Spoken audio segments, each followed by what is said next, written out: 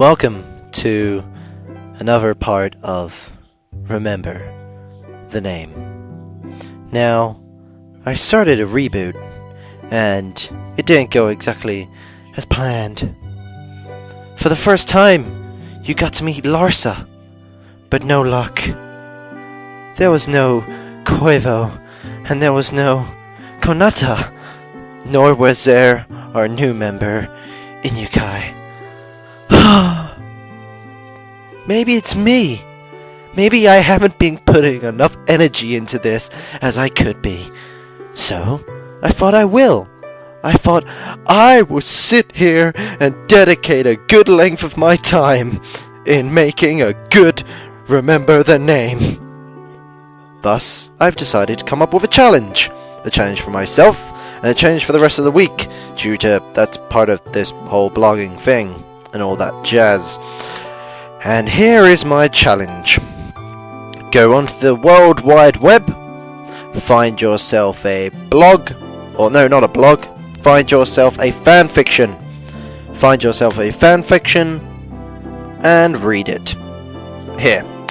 Now, I have found a fanfiction, a Zelda one, just because, I don't know, I suppose I'm in a Zelda mood, and, it's not exactly a fanfiction really, it's more of a poem, but it was on a fanfiction site, so I've already read it once, I've read it once and recorded it, but the energy was just so low, so I thought I'd record it again, live, as you do.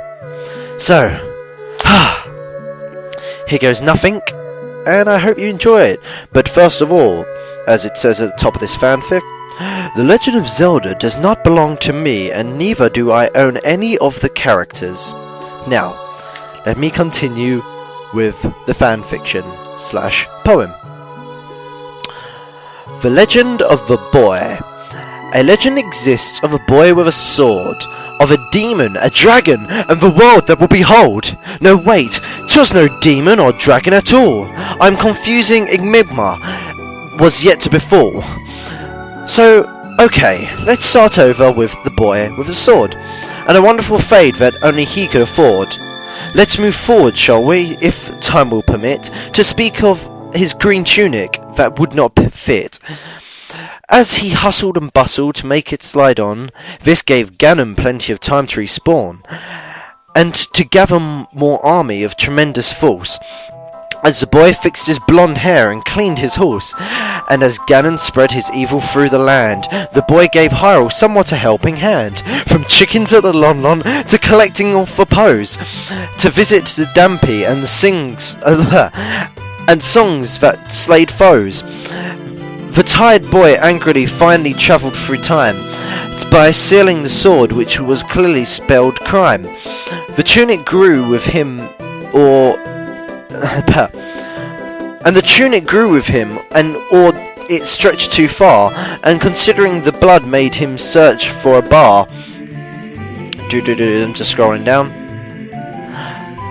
But the damn bar he could only find in its place was serving milk and mugs that he found it a waste. Instead he went to search for the princess in pink, but not before running back for a drink. Feeling a buzz that only the milk could afford, he felt so much bigger and stronger and buffer.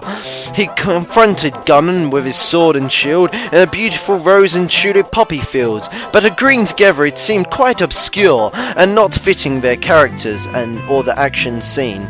They both walked through together to the fairy castle, but not before Ganon had a leg spasm. Link, not wanting to cheat, helped the dude out, who only was helplessly crying and wanting to shout. When everything seemed quite alright, that's really when they started to fight, and the hero in green slaved with the villain in black with a spellbound lighted sword and stabbed in one attack. Sealed with the poor fellow in a dimension unknown, the princess returned to her beloved throne. The boy returned through time back home. Then the stupid fairy left him alone, so he quickly ran back to his bed in a hurry, but he fell from the tree and his memory's now blurry! Haha! Yeah, that's your fan fiction. I hope you enjoyed it, and I can't wait to hear the others. Haha! Speak to you soon. Crosshair out.